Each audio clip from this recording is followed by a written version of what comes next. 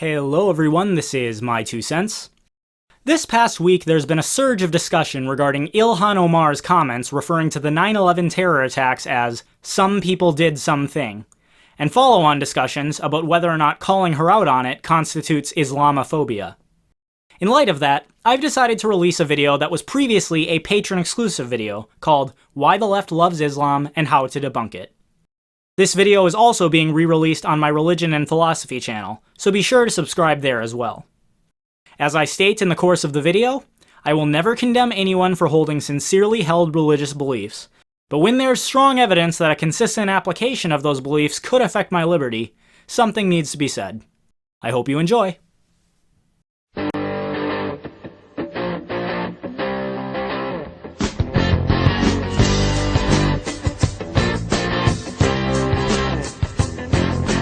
Hello patrons, and welcome to this month's Patrons exclusive video, where we'll be discussing the topic of Islam. Many people are rightly baffled as to why so many on the political left are so in love with Islam. In fact, recently I came across a news story about how Irish singer Sinead O'Connor converted to Islam as the result of, quote, an intelligent theologian's journey. Leftists frequently criticize Christianity for being misogynistic, homophobic, and a threat to progressive values. Yet they seem completely unconcerned by the fact that homosexuals are regularly executed and women are treated as the legal property of their fathers or husbands in countries like Saudi Arabia and Iran. Of course, this isn't to say that Islam is a monolithic ideology, or that there aren't Muslims who try and make the case that Islam is compatible with Western values.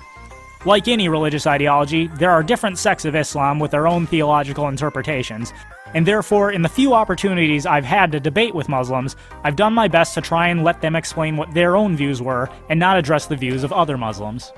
However, despite the various differences between Muslim sects, there can be no denying that Islam is a totalitarian ideology, extending as much into the realms of politics and law as it does into those of religious anthropology and the life thereafter.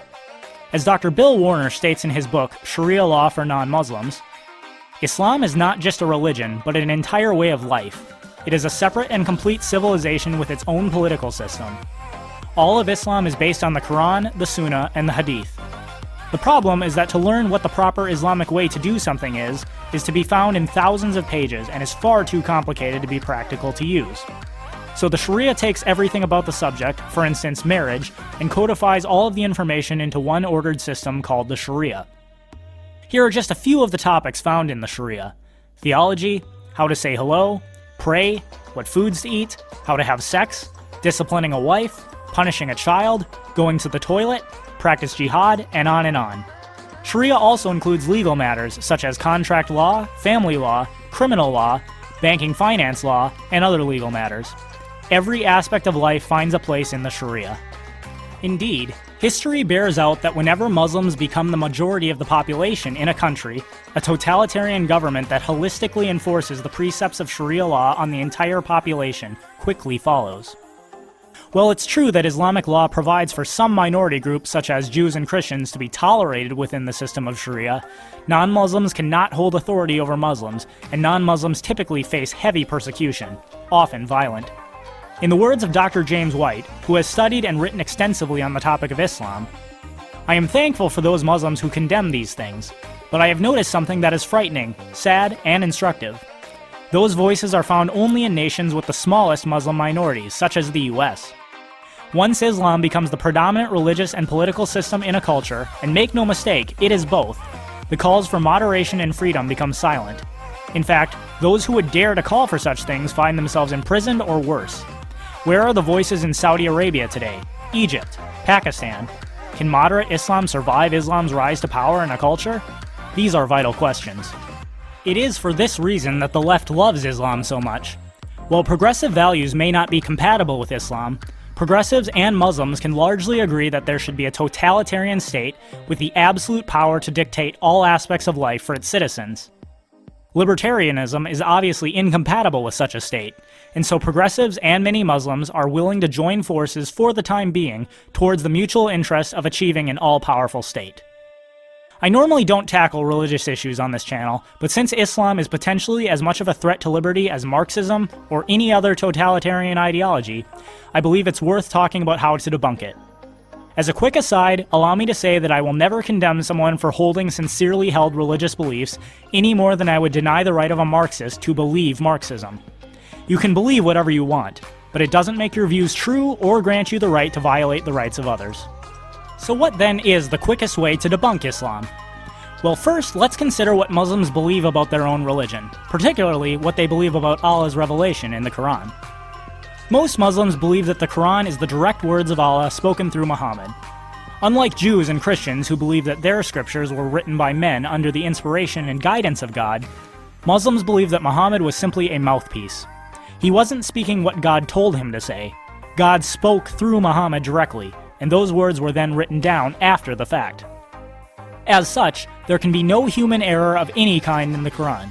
Everything contained therein is the direct words of Allah himself.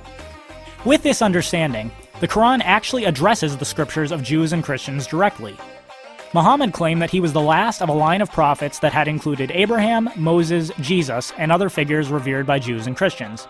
In fact, in Surah 29, 46 through 47, the Quran addresses the so-called people of the book, which are Jews and Christians, saying that the revelation they received was from Allah himself, and that apparently this means that Jews, Christians, and Muslims all share the same faith. Here is where Islam starts to unravel, for clearly anyone who has taken the time to study the three monotheistic religions can see that there are irreconcilable differences between them. Christians believe that Jesus was the Son of God and the Messiah foretold of in the Jewish scriptures. Jews believe that he was not, and if anything, only a good teacher, holding that the Messiah is still to come and that only the Torah is inspired scripture, not the New Testament.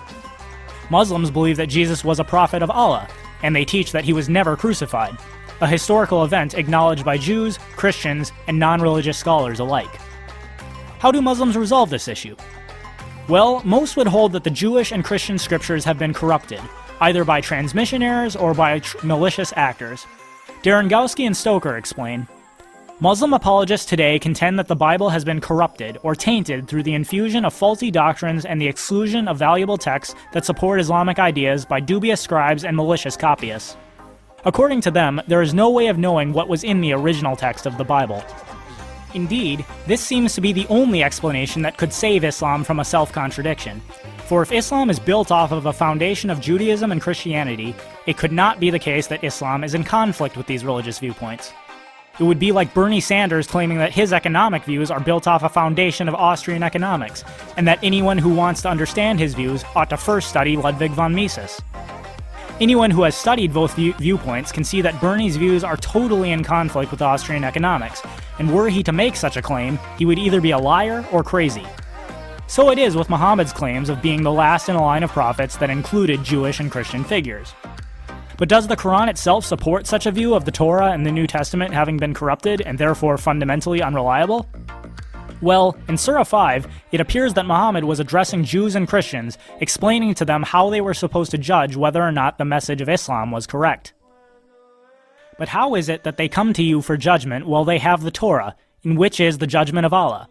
Then they turn away, even after that, but those are not in fact believers. Indeed, we sent down the Torah in which was guidance and light.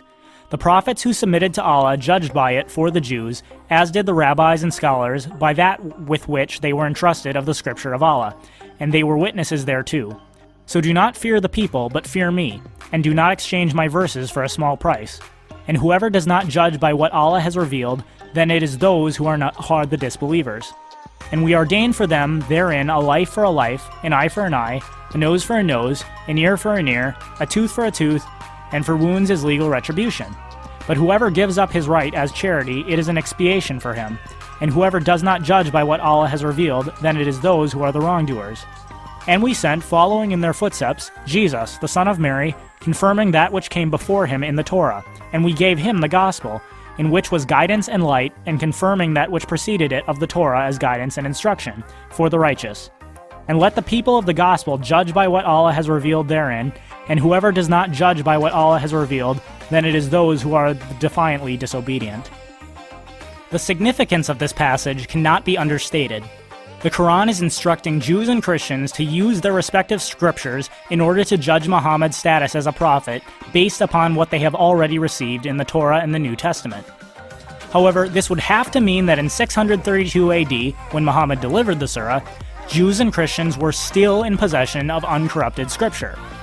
Remember, Islamic doctrine holds that the Quran is the very words of Allah, not Muhammad, and therefore even if Muhammad was unaware that the Jewish and Christian scriptures had been hopelessly corrupted, Allah certainly knew. Why then would he instruct Jews and Christians to look to books that no longer existed in order to judge whether Muhammad was truly a prophet, or even to judge religious matters amongst each other for that matter?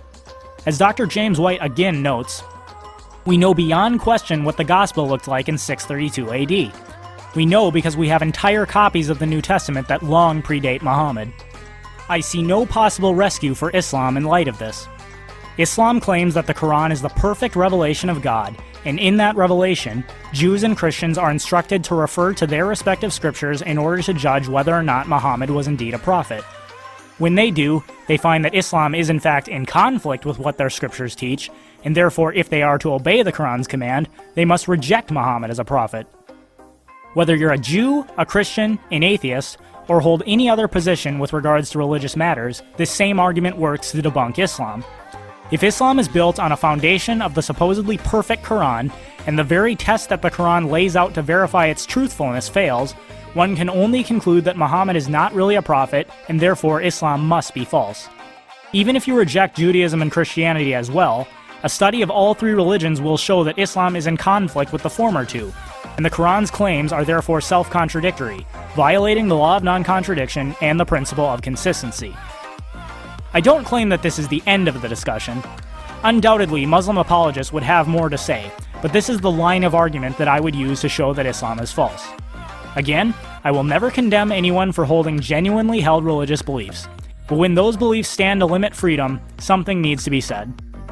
I hope you guys enjoyed this month's Patrons exclusive video. If you'd like to see more videos like this, please let me know, or else if there's something else specific you'd like to see as a Patrons exclusive video, again, let me know. And as always, that is my 2 cents, so take it for what it's worth. Thanks everyone for watching. If you liked this video, please hit like, subscribe, and hit the bell to receive notifications of new uploads. And if you're a fan of my channel, please consider supporting me on Subscribestar, Bitbacker, or Patreon. For as low as $1 a month, you'll receive access to patron-exclusive videos, earn the right to participate in patrons-only live streams, join my patrons group chat on Twitter and Discord, and numerous other rewards. Also, be sure to subscribe to my gaming channel for a chance to hang out and chat during gaming streams. Uploads are every Thursday and Saturday, so stay tuned for more videos.